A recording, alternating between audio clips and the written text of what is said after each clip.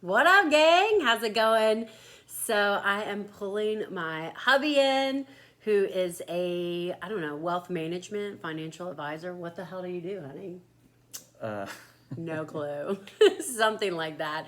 But I wanted to bring him in and share his expertise. I've been listening to him talk to his clients, obviously nonstop over the last 3 days as we've been in house quarantine. And I just felt like the information that you were telling them, I was like, wow, that's interesting. Like, I feel like this is stuff that a lot of people have a ton of questions. So we asked you guys what questions you have. We're going to be talking about 401k, stock, real estate, refinancing, early investors, no risk, low risk, CDs, the future of the market, how long we, all the things. So let me introduce yourself, honey.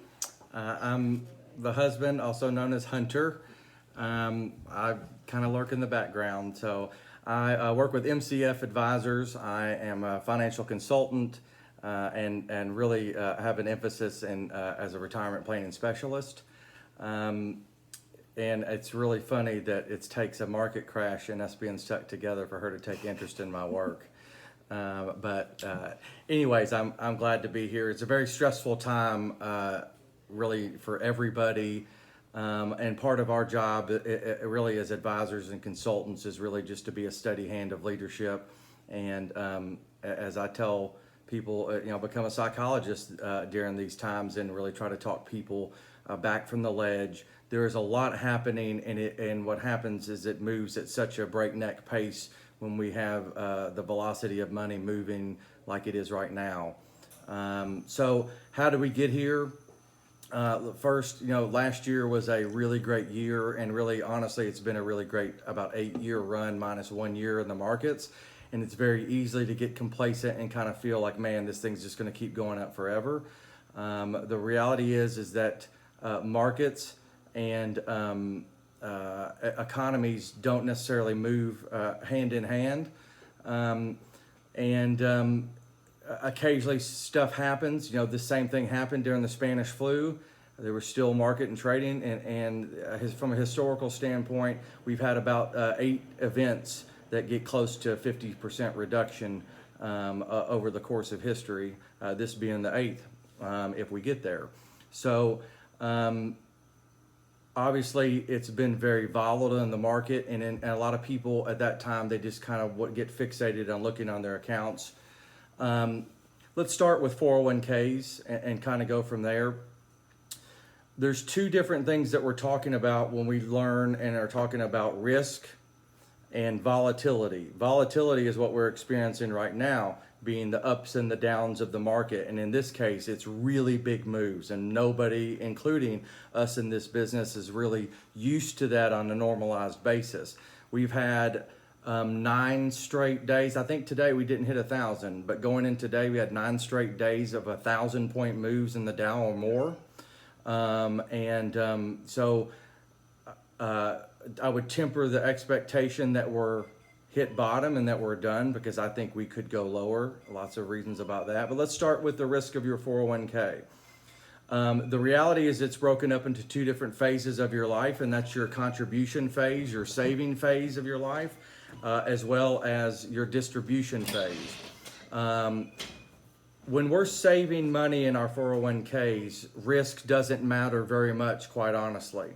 And so what I mean by that is when you have a lot of time ahead of you, the market is going to cycle up and down. And over the course of your career, you're going to be buying in when the market is high, and you're going to be buying when it's low, and it's going to average out over time. In periods like right now, if you had extra money, ideally you would save more because you're buying on a big sale. I like to tell people all the time that, think about something you like to buy in your life. Shoes, for example. Amanda likes shoes occasionally.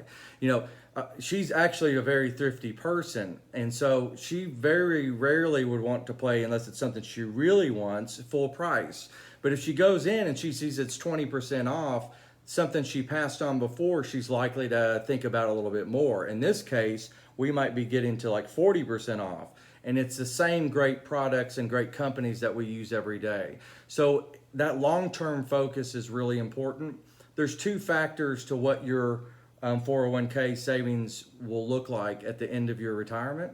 And the first one is your savings rate. That drives number one. How much you put in every paycheck and over the course of time matters number one. Ideally, as a whole, with what your work is matching you and what you're putting in, should be over 12%, 12 to 15% from the earliest stage possible. The second impact of what your retirement savings looks like is investor behavior. And this is like the period when investor behavior really matters. What is investor behavior? That is not honestly, it's an all-encompassing thing, but the simplest way I can put it is not making the wrong decisions at the wrong time. And because when we manage our money, there's an emotional component to it, we tend to try to time things. And really, that's a horrible strategy in the grand scheme of things. And I'll give you an example of why that would be.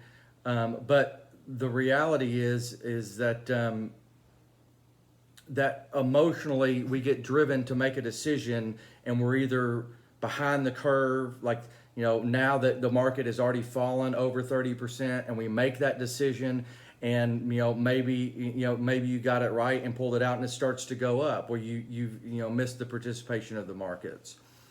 I like to say we can't time a market, and I know this is stuff that you've probably heard, but I'm going to kind of tell it to you again.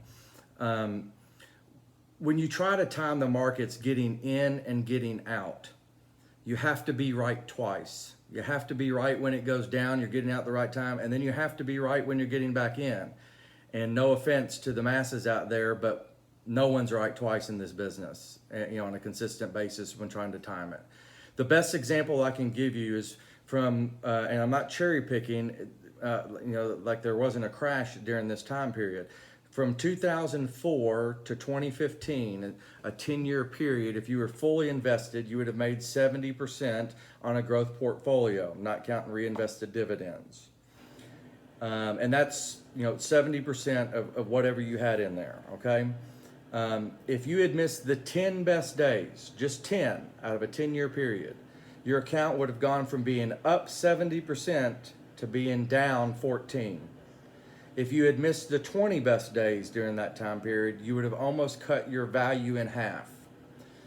And there's reasons for that. The 10 best days often come within a very short time of the 10 worst. So we can't possibly figure that out. So what do?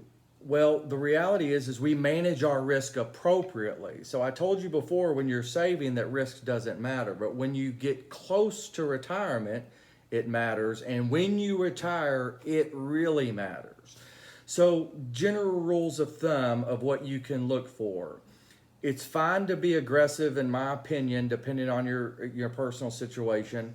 But it's okay to be aggressive. But as you approach retirement, and I define that 12, depending on where the market is, 12, 10 years from retirement, whatever that window is, you should be rotating and becoming more conservative. So if you're aggressive, let's say you're 90 to 99% in equities, you need to be more like 70% in equities, 30% in bonds or fixed income. As you get 5 years from that, it's generally best case scenario to be 50-50. And then from there, when it goes to distribution phase, there's some more calculations that need to be done based on your income needs. So let me tell you how that would compare. I've had lots of calls. She's heard me. There's a gentleman who's 65 that called me this week. And it's relative to everybody. This is upsetting. And I wasn't in front of my computer and couldn't look him up. He's a 401k participant in one of the plans that we serve. And he was 65. And the way he was talking, it made it sound like he was taking too much risk. And I was like, man, this is unfortunate. And it turns out he wasn't. And he was upset, and he was down 11%. And there's nothing, listen, 11% is 11%, because he was just worried that it will never come back.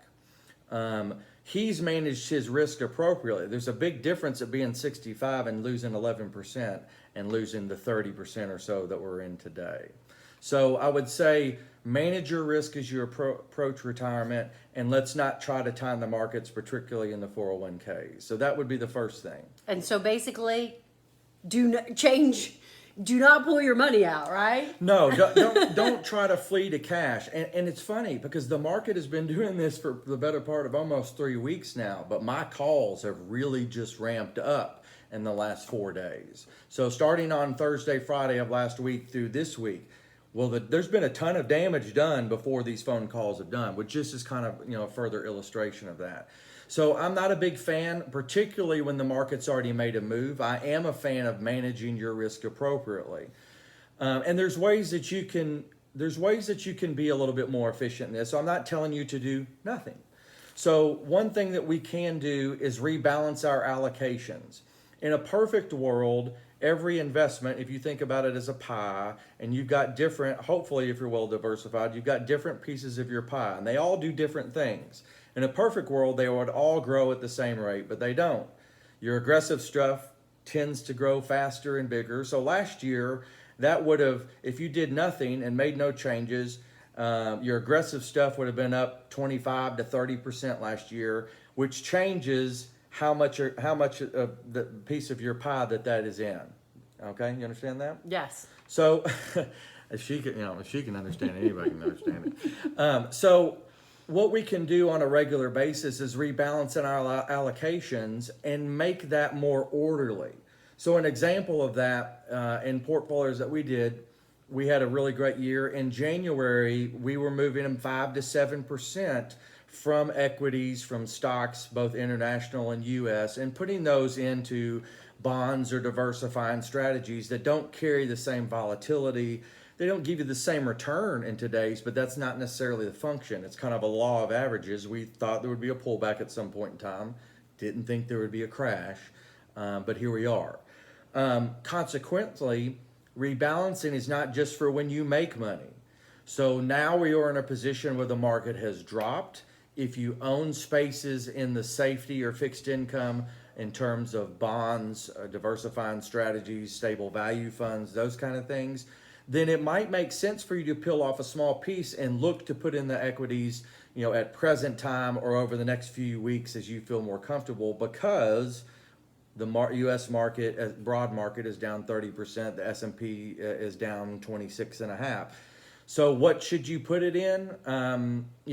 I'm a big fan of buying the index versus going to find a managed mutual fund. The indexes are very low cost, and right now there's a huge opportunity.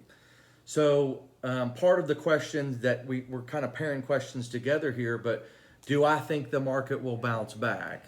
And without a doubt, I am going to tell you 100% yes. If we maintain long-term focus and don't make problems for ourselves in this matter, it will bounce back. I'm not meaning to twist it by saying it's not going to be painful. The market tends to move ahead of the economy. So the economy has been very good, and now this has happened. The market has been falling rapidly because it understands before, honestly, even us as advisors, because we only get information little bits at a time. Last week, we didn't think there was the possibility that every restaurant was going to be closed in town. We didn't think that our hair salons and gyms were going to be closed in town. We didn't think that the hotel business around the country would be completely decimated and that airlines would almost stop traveling.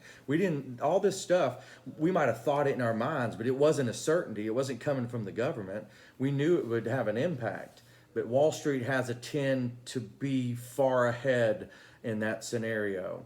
So a lot of what is happening now is built out farther past what the peak of this virus is, which will make more fear and more worried amongst our friends and neighbors. The good news is that when we rebound, Wall Street tends to be ahead of when their economy is actually starting to get better. And then, of course, times like these, the government intervenes. They put together a lot of stimulus. We cut rates. Those things have a long-term effect. So is there any way to like predict how long it's gonna take for us to get back? There's really not. So you remember I used that scenario from '04 to 15. Well, in the middle of that in 2008, we had one of these. It was for entirely different reasons and entirely different circumstances. And the worries that we had then are vastly different than what they are now.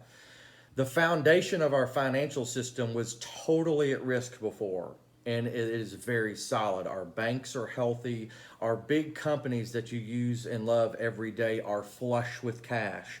So not everybody is struggling, but everybody's going to take a hit from this. But it's a whole lot easier from a company, versus in '08, like Apple, that we probably use every single day. I know she does. I know I do.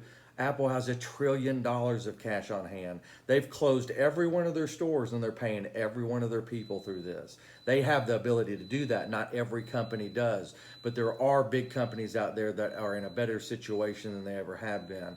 Where we're going to really feel this is in our neighborhoods, because small business is going to get really beat up, if not worse, from this. And that emotionally affects us in this business, because we have friends that have small businesses and they're all being impacted. And, all we can do is kind of hold on and support those kind of things. And hopefully the aid from the government will be meaningful enough and get there quick enough to maybe stop that bleeding at some point in time. The last thing I would tell you about this, about markets, and the reason I'm not worried, is because you can pick a time, you can pick any point in history and go 30 years, any single point. I'm not cherry picking, literally anywhere, and go 30 years, and the S&P 500 and the market has never not returned a positive return. And it's always close to 10% at that point in time, not counting reinvested dividends. So if we're long-term in focus, then absolutely it's a great time, a huge opportunity if you have extra money to put it in right now, and we will be in good shape. If you're older and you can't take that risk, then there's small bits that you can move. And that's more of a personal conversation that she can give you contact information that if you want to bounce some stuff off, that we can talk that. But when you're already retired and your horizon is there, you're not done investing your money. You're done taking risk, but just because you're done taking risk doesn't mean you're not going to be exposed to like the stock market in smaller chunks. Because if we knew when we were all going to pass away, this would be easy. And so you have to try to figure out to make your money last the duration of your life. And for some people, that's in their 70s, and other people, that's closer to 100. That's kind of the juggling game that we have. And so we take distribution phase a little bit differently, and we're income planners in my office. What else can we talk about? So Stocks. So is there anything? Buy. Yes. Sell. Yeah, I mean, in taxable accounts, I think the opportunity is just as good as it is in 401ks and IRAs. If you're starting out and you're brand new to this, the simplest way for me to tell you right now and have a great value and an awesome opportunity is go buy the S&P 500 index. So new investors, younger people. Yeah, just buy the index. If you have a chunk of money, you could put it in at once, or you can leg it in over a period of time known as dollar cost averaging. And all that simply means is, let's say you had $10,000, but you're worried to put it all in because you heard what I said, that we're probably not at the low yet, in my opinion, and that's all it is. I tell people all the time, if I had a crystal ball, I would be doing this on my private island. So there is no crystal ball to this, and we don't know for certain. But all I can tell you is from a historical standpoint, it's a really good opportunity. And I would just buy the index. The index is cheap, and it will perform. And you get diversification built in it because you have a lot of companies, both old and newer. The bottom half or the bottom small piece of the S&P 500 replaces itself a little bit, but the top are the ones that have been there. The Caterpillars, the Johnson and Johnsons, the P&Gs, the Apples, the Googles, the Facebook, Netflix. All these are huge companies that influence So us. versus like if you're young, versus like cherry picking, like Zoom, or I don't know, some of the companies that you think are going to really cash in on this time, just do that? Well, here's the thing with that. We're investing for the long term. If you had a big chunk of money, that's definitely a one way you can do it, because you can buy more companies that don't necessarily correlate with one another. When you don't have as much, I'd rather give you the diversification over time and tell you to buy the index. There's no right or wrong answer with that. But if you go out and take your $10,000 and bet it all on one company, even though the value is still good right now, and there's other factors that you would have to look at that. Amazon is still trading, at a higher multiple of its earnings. So you might not be getting a good as value as some of the other companies. But the point is, at the end of the day, you're taking more risk, because there could be something that individually in the next 4 years or 3 years or whatever that occurs with that company and causes it to have a problem, versus the index. If one or two companies have a bad year or two, it's not going to affect the entire index in whole, if that makes sense. If I were young and starting, I would look at the index. What if you're not young? Then. But if you have like extra cash right now, what's going to be the best? Is it reinvest in your 401k? Is it buy stocks like you're saying? Like, what's going to be the best use of that extra money to get the biggest return? Well, first of all, I guess, that question begins if you're going to have a taxable account and a 401k that work differently. Your 401ks are either pre-tax or you can do the Roth. If you're not maxing that out, and there's a reason of why you're not, because you don't have to pay tax on the money that you're putting in there, income tax. So I would probably start there and put more money in as a contribution, and then even if you're more conservative, let's say you're 55 or 60, but you have the ability to up, you're not maxing out, and you have the ability to up your contribution, then put your contributions up, leave your allocations the same, but at least buy the equities right now, change what you're putting it in, and leave everything else the same, and still get some opportunity going forward. As far as, an investment account, a taxable account, there's no right or wrong answer in terms of that. The difference is that then it becomes a little bit of, when it comes time to sell, you sell, say you make some money on it and you sell it, you sell it, but you will be taxed on whatever you made in terms of that. But then that's where you have to look at other holdings in there. Maybe you sell some for a loss and some for a gain and offset those. A little bit longer of a conversation, quite honestly. Someone had a question on real estate in here, and if I thought it was going to impact that. The answer is yes. It depends on what real estate we're talking about. If you're talking about your house, the nice thing about living in the middle of America, kind of like where we're at right now, is we don't have a lot of really big swings one way or the other, even when the economy happens. 2008, the real estate bubble popped, and we did drop a little bit here, but it was very small comparatively speaking to the East Coast, West Coast, and Florida. So we're not as volatile in that standpoint. Where it will affect real estate for your house is that because the economy is going to be really put to the test, and we've got more people that are going to be unemployed and small businesses that are going to fail, is that the amount of buyers are going to shrink. So inventories will tend to go up, which makes things honestly a little bit more competitive. So from that standpoint, it will have an effect. How much, it's really impossible to tell. However, if you're in a house and you don't have any plans to leave, and let's say you had a mortgage 5 or 6 years ago, it's probably a good time to at least look at what your rate is and see if you can capture any savings on a refinance. If you are in a stable situation and you've been thinking about doing a project and you have the ability to do that, which will increase the value of your home, maybe you need renovation, it's a good time to look at that from a refinance standpoint to get a little bit of your home equity to do that, because rates are tremendously low again. And that opportunity, they've been low for a while, but they spiked up and now they've dropped back down. So it's just another opportunity from that to either save money and help your budget at home, or maybe do that project, or those kind of things. From a rental real estate standpoint, there's lots that's going to be that this could affect. But again, there are different scenarios. hopefully we get past this and school starts and people will be moving back into dorms and rental properties.